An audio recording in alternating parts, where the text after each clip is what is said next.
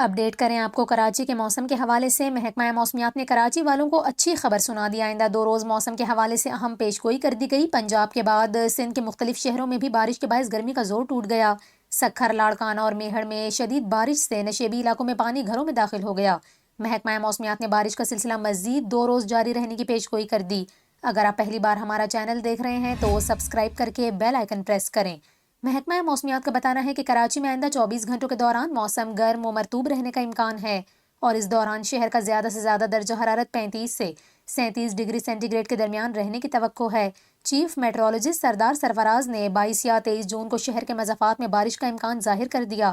انہوں نے بتایا کہ کل یا پرسوں سپر ہائی وے اور اطراف میں بارش ہو سکتی ہے۔ سردار سرفراز نے رواں سال کراچی سمیت سندھ میں معمول سے زائد بارشوں کی پیش گوئی کی ہے۔ ان کا بتانا ہے کہ پنجاب اور کشمیر میں مون سون کا آغاز 29 یا 30 جون سے ہو سکتا ہے، جبکہ سندھ میں 5 یا 6 جولائی کے بعد مون سون کے آغاز کا امکان ہے۔